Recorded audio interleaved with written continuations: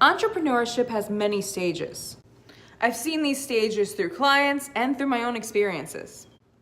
The first stage is really your pie in the sky stage. You have an idea or a thought that, man, maybe I don't have to work a 9 to 5, and you're just kind of dreaming. And if you're anything like me, you get obsessed with the idea and start thinking, how can I make this a reality? So then stage 2 becomes planning. How to make that crazy idea actually come true. So maybe you'll write up a business plan. Maybe you'll talk to a professional. Then once you have all that, step 3 is doubt.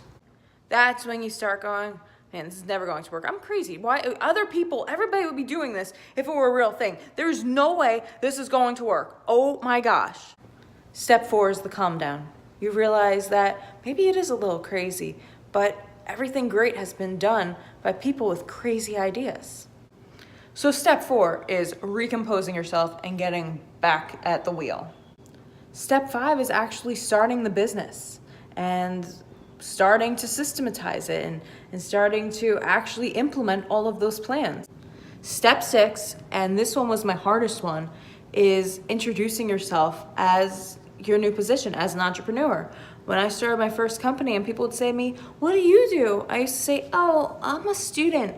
And it wasn't until somebody said to me, why do you keep introducing yourself as a student? You own a business. Why don't you say, I own this business, I'm an entrepreneur? And I said, man, I think you're right. That's my new introduction when people ask what I do. Step 7 is your first success. Usually it's like your first client, your first dollar. You know when they hang the dollars up, their first dollar at like the local laundromat, the local pizza place? That's what that is. That was their first taste of success. So that's your validation. That is what tells you, man, maybe this isn't such a crazy idea after all. If I made this dollar, how many more can I make? And that's where step 8 comes in. Even bigger dreaming. Well, if I got this client and I did this like this, I can do that again and again and again, and I can do it better and better and better. Step 9 is usually a little more self-doubt, like, who am I kidding? It was a fluke. I lucked out with that first client. This is never going to happen again. I might as well start looking for a job. And then you know what happens in step 10? You get another client.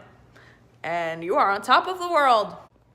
And then steps 8 through 10 just kind of keep happening over and over. You get new clients. Maybe you lose some. Maybe somebody returns your product and you have a little setback and you go, I knew it. Nobody wants this. What? Oh my God, I should pack up my shop and that's it. And then you go, no, wait a minute. It worked. I need to keep going. I need to improve. And you just keep going back and forth. And this can take years. This might not ever stop. You might always have this love-hate relationship with the place that your business is in.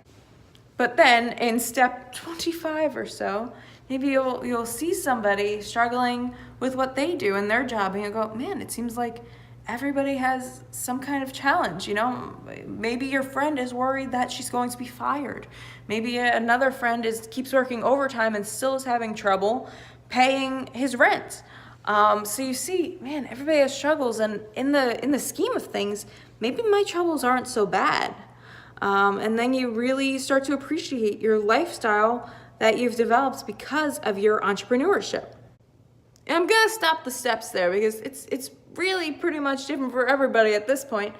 But I think that the main point is that you're always going to have ups and downs. You're always going to have doubts. You're always going to have successes, and you're always going to, have days where you absolutely love being an entrepreneur and days where you go, man, is this tough? But no matter what, I think it's a great path for those who have that type of personality to have their own business. And it is a nice, long and winding road, but it's very, very rewarding.